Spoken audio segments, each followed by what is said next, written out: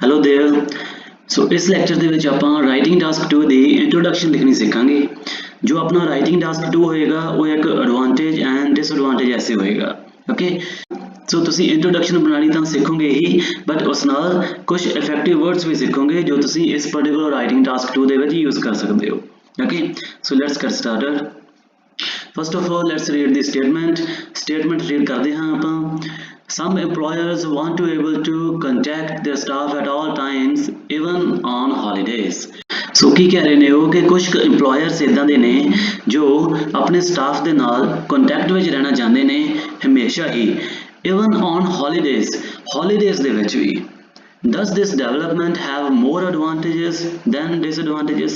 कि जो ये behavior इत्थे चल रहा है, जो ये trend चल रहा है, कि इस दियां advantages ज़्यादा ने या फिर disadvantages ज़्यादा ने? ये अपना question है। ओके, सो इस चीज़ का जरूर ध्यान रखना है कि जो इंट्रोडक्शन आप लिखांगे वो एटलीस्ट 40 वर्ड्स की तो होवे ही, बट 55 वर्ड्स तो ज़्यादा ना होवे, बिकॉज अगर 40 वर्ड्स तो लैस होएगी तो वो बड़ी छोटी लगती है, बट अगर तुसी 55-60 वर्ड्स भी क्रॉस कर जाने हो तो वो तुहाडी इंट्रोडक्शन बॉडी पैराग्राफ से बराबर नज़र आने लग जाती है, तो पूरा जो अपना ऐसे है वो अच्छा ऑर्गेनाइज नज़र नहीं आता है।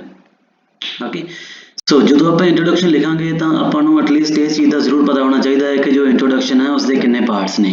ठीक है, सो वन बाय वन आप पार्ट्स को एक्सप्लोर करांगे एंड इंट्रोडक्शन लिखनी सीखांगे। ओके, सो आई होप तुहानू मेन स्टेटमेंट समझ आ गई होवे। So let's start the main thing कि जो इंट्रोडक्शन है अपनी उसके 3 मेन पार्ट्स ने। Okay, so first is general line. Actually ये ऑप्शनल है। ऑप्शनल मैं इतने क्यों लिखा क्योंकि जो स्टेटमेंट है ना अपनी उसके अकॉर्डिंग आप देखेंगे कि अपन जनरल लाइन की जरूरत है कि नहीं। ठीक है, हम देखो हम जो अपनी स्टेटमेंट है वो जस्ट एक ही लाइन की है एंड एक ही लाइन का अपना क्वेश्चन है। सो अगर आप इन्हों रीफ्रेज करांगे तो ओबीअसली वो भी 2 या फिर 3 लाइन्स बन जाएगी मैक्सिमम। सो इंट्रोडक्शन छोटी रह जाएगी। सो इदा के केस में अपन जनरल लाइन की जरूरत है। ओके, बट कई बार इदा होंदा है कि खुद स्टेटमेंट ही बहुत वड्डी होंदी है तो उसकी रीफ्रेज करने विच भी अपन 3-4 लाइन्स बन जांदियां। सो फिर उस जगह पर आप जनरल लाइन को स्किप कर जावांगे। ओके, सो इत्थे अपन जनरल लाइन की जरूरत है। हम जो जनरल लाइन लिखांगे बेसिकली तो अपन किन्ना चीज़ों की जरूरत है वो अपन नैक्सट करते हैं डिस्कस।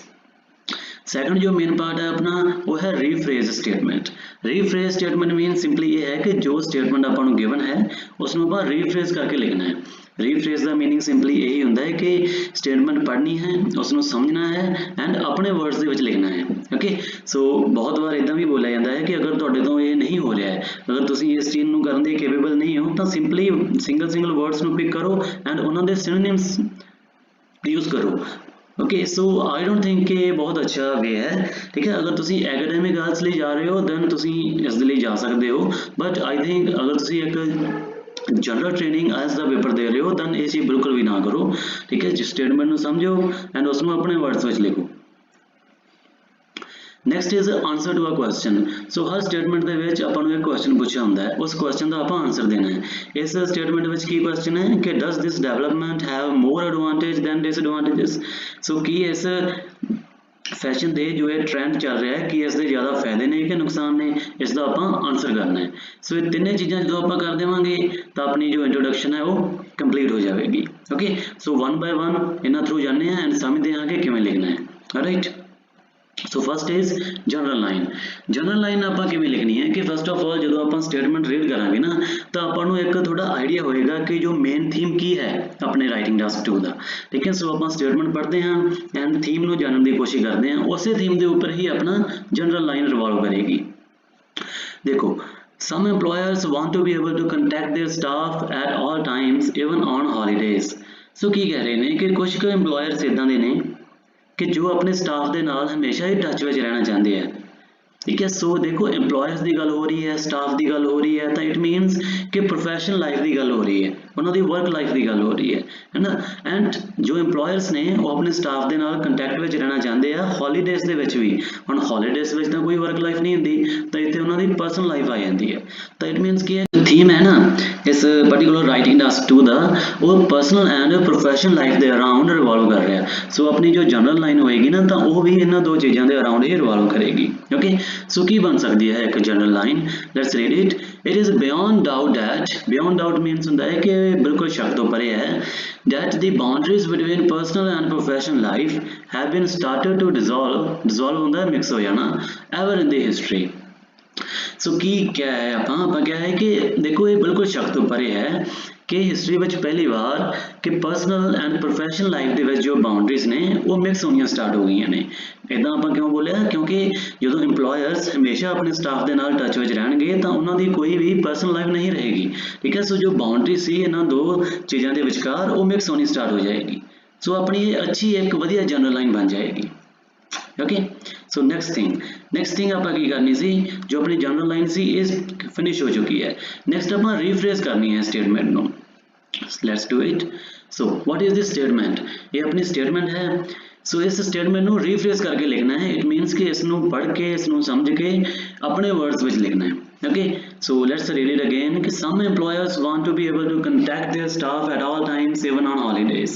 कि कुछ employers इदां दे ने जो अपने स्टाफ ਦੇ ਨਾਲ ਹਮੇਸ਼ਾ ਹੀ ਟੱਚ ਵਿੱਚ ਰਹਿੰਦੇ ਆ, ਜਾਂ ਫਿਰ ਆਪਾਂ ਇਦਾਂ ਵੀ ਬੋਲ ਸਕਦੇ ਹਾਂ ਇਸ ਚੀਜ਼ ਨੂੰ ਕਿ ਜੋ ਇਨਵੋਲਵਮੈਂਟ ਹੈ EMPLOYERS ਦੀ ਹੈ ਨਾ ਉਹ ਆਪਣੇ ਸਟਾਫ ਦੇ ਨਾਲ ਬਹੁਤ ਜ਼ਿਆਦਾ ਸਟ੍ਰੈਚ ਹੋ ਚੁੱਕੀ ਹੈ, ਇਵਨ ਕਿ ਹੌਲੀਡੇਜ਼ ਤੱਕ ਪਹੁੰਚ ਚੁੱਕੀ ਹੈ, ਠੀਕ ਹੈ। ਸੋ ਸੇਮ ਹੀ ਸੈਂਸ ਨਿਕਲ ਰਹੀ ਹੈ ਦੋਵੇਂ ਗੱਲਾਂ ਦੀ, ਤਾਂ ਆਪਾਂ ਉਹੀ ਆਪਣੀ ਰੀਫਰੇਜ਼ ਸਟੇਟਮੈਂਟ ਹੋਏਗੀ। ਫਿਰ ਲੈਟਸ ਰੀਡ ਇਟ।